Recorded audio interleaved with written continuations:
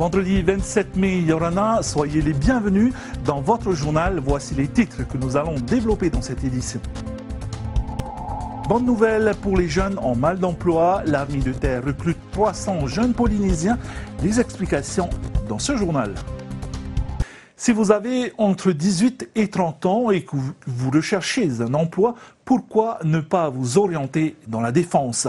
L'armée de terre recrute plus de 300 Polynésiens. Elle propose une centaine de spécialités. Thierry Thermot.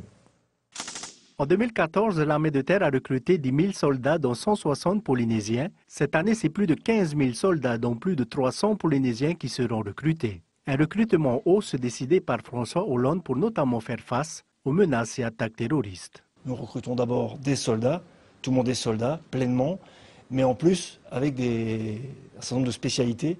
C'est un métier, mais 100 spécialités différentes.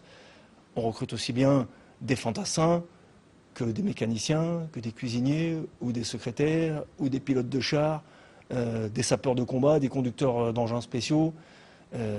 C'est très varié, il y en a 100 comme ça, je ne vais pas tous les donner. Mais les portes sont grandes ouvertes pour les jeunes Polynésiens qui, on le sait, sont d'excellents soldats. C'est ici au CIRFA, le centre d'information de recrutement des forces armées situé à Aroué, que les candidats et candidates âgés de 18 à 30 ans peuvent venir se renseigner et s'inscrire avant de passer des tests. Il y a le test de raisonnement, le test verbal, le test de maths, vitesse de codage et en dernier, on a les tests de personnalité.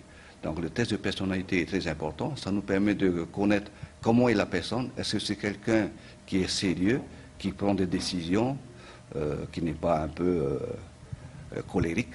Donc c'est très important pour entrer dans l'armée. Les critères de sélection dépendent notamment de la spécialité choisie et ce sont des contrats de 5 ans renouvelables en moyenne qui y sont contractés. L'outre-mer représente 10% des recrutements au sein de l'armée de terre.